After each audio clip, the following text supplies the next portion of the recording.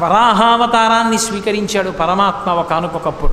మత్స్య కూర్మ వరాహశ్చ నరసింహశ్చ వామనః అని కదా. అందుకని ఆయన వరాహావతారం స్వీకరించడం అంటే పంది యొక్క రూపాన్ని పొందాడు. ఏమిటి ఆయన కర్మ? ఎందుకు పంది రూపాన్ని పొందడం అంటే ఆయన కొరకు పంది రూపాన్ని పొందినవాడు కాదు, లోకరక్షణ కొరకు పొందినటువంటి వాడు.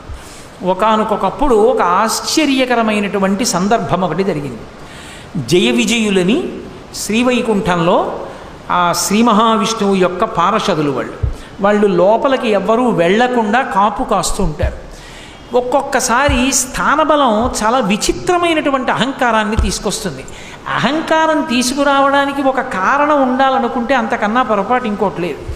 నాకు ఏమీ లేదండి అని అహంకరిస్తాడు ఒకడు. ఉందని అహంకరిస్తే నాకు ఏ గొడవ లేదండి. ప్రతివాడికి ఆఫీసులో చాలా పనులు ఉన్నాయనుకోండి, నాకు ఏ గొడవ లేదా, ఇదే ఎప్పటికి వెళ్ళిపోవచ్చు, నేను హాయిగా నాది తేలిక సీట్ అని అహంకరిస్తాడు.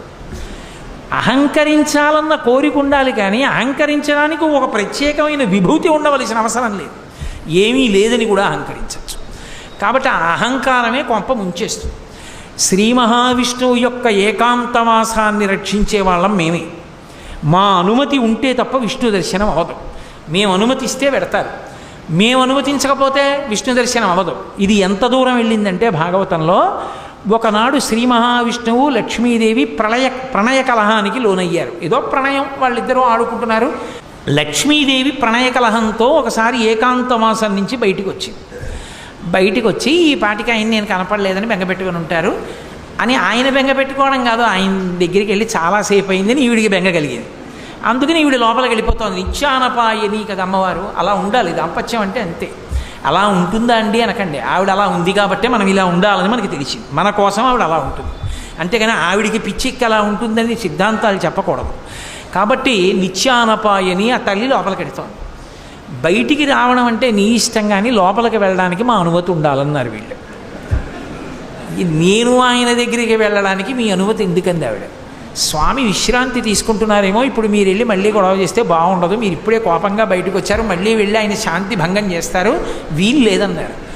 ఆవిడే లక్ష్మి. లక్ష్మి అన్న మాటకు అర్థం ఏంటంటే లక్ష్మ, గుర్తు బట్టి లక్ష్మి. వీళ్ళ లక్ష్మ ఏమిటి? ఆవిడ అనుగ్రహమే. శ్రీ మహావిష్ణువు ఉన్నటువంటి ఏకాంతవాసం బయట కాపలా కాయగలిగినటువంటి లక్ష్మి ఆవిడ అనుగ్రహం.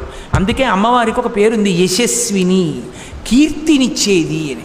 ఇంతమంది ఇలా కూర్చుంటే నేను ఒక్కడనే ఇక్కడ కూర్చుని మాట్లాడితే మీరు వింటున్నారంటే నా గొప్ప కాదు. అయ్యో వీడు మాట్లాడితే అంతమంది వినేటట్టు చేసి వీడు చెప్పాడన్న కీర్తిని వీడికి కట్టపెట్టి వీడిని సంతోషింపజేస్తానని అమ్మవారు అనుగ్రహిస్తే ఇక్కడ కూర్చున్నాను నేను. కాబట్టి ఆవిడ యశస్విని. దానివల్ల ఎవరు సంతోషిస్తోందంటే మా అమ్మ సంతోషిస్తోంది నాతో పలికించి. ఇవన్నీ నేనే పలికేస్తున్నాను అనుకుంటే అయితే నువ్వే పలుకని అందంటే నా బతుకు బయటడిపోతుంది. అది అమ్మవారి యొక్క తత్వం. కీర్తినిచ్చింది ఆవిడ. జయ విజయులుగా ఉండండిరా అంది ఆవిడ. ఉండండిరా అంటే నువ్వే లోపలికి వెళ్ళొద్దన్నారు వాళ్ళు. ఆవిడంది మీ లక్ష్మి తొలగిపోతుంది. మీ లక్ష్మి తొలగిపోతుందంటే ఓ కారణం రావాలిగా. అందుకు వెనకాల వచ్చారు సనక సనదనాథులు. వాళ్ళు ఎప్పుడూ బాలురుగా ఉంటారు. ఎప్పుడూ బాలురుగా ఉంటారంటే బాలురైన వారికి ఓ రక్షణ ఉంటుంది. తమ రక్షణ తాము చూసుకోరు. ఏ ఇబ్బంది వచ్చినా అమ్మా అనో నాన్నగారండి అనో అరుస్తారంతే. వాళ్ళు ఎప్పుడూ భగవంతుడినే చూస్తారు. మహాజ్ఞానులు వాళ్ళు. అందుకని వాళ్ళు శ్రీ మహావిష్ణు దర్శనానికి వస్తూ ఉంటే మరి లక్ష్మి శాపం ఉంది కదా, పోవాలి వీళ్ళకి పదవి. అందుకని వీళ్ళు వాళ్ళని అడ్డగించారు. వాళ్ళని అడ్డగిస్తే వాళ్ళు అన్నారు, మాకు విష్ణువుకి అరమరికలు లేవు, మేము ఎప్పుడైనా వెళ్ళి దర్శనం చేసుకోగలిగిన వాళ్ళం. ఈ అహంకారం అప్పుడే ఉందని మీరు అనుకుంటున్నారేమో. ఆ అహంకారం అప్పటి నుంచి ఇప్పటి వరకు ఎప్పటి వరకు కూడా ఉంటుంది. త్యాగరాజస్వామి అంతటి వారు వెంకటాచలం వెడితే తెర వేసి ఇప్పుడు కాదు రేపు రా అన్నారు. త్యాగరాజస్వామి ఆయన అక్కడే కూర్చుని తెరదీయగరాదా అని కీర్తన చేశారు. తాళాలు వేసుకుందామని అర్చకుడు అనుకుంటే తలుపులు తెరుచుకొని తెర తీసుకుని వెంకటేశ్వర స్వామి వారు దర్శనమిచ్చారు. బుద్ధొచ్చి లెంపలు వేసుకుని కాళ్ళ మీద పడ్డాడు. తరిగొండ వెంగమాంబ గారి విషయంలో అదే అయింది. ఎంతోమంది మహాభక్తుల విషయంలో వాళ్ళ దర్శనానికి అడ్డొస్తే వాళ్ళని పక్కకి తీసి పరమేశ్వరుడు దర్శనమిచ్చాడు. ఎన్నో శివాలయాల్లో నందీశ్వరుడు పక్కకి వెళ్ళిపోయాడు. నాకు దర్శనం అవ్వాలి, నా భక్తుడు వచ్చాడు అడ్డుగా ఉన్నావు లే నంది అంటే పక్కకి వెళ్ళిపోయాడు. ఇప్పటికీ ఆ దేవాలయాల్లో నంది పక్కకుండి భగవంతుడి భక్తులు దర్శనం చేసుకునే అవకాశం ఇచ్చాడు. భగవంతుణ్ణి చూడాలని భక్తుల ఆర్తి ఎంత ఉంటుందో పరమభాగవతోత్తముడైన వాణ్ణి చూడాలని భగవంతుని యొక్క ఆర్తి అలా ఉంటుంది.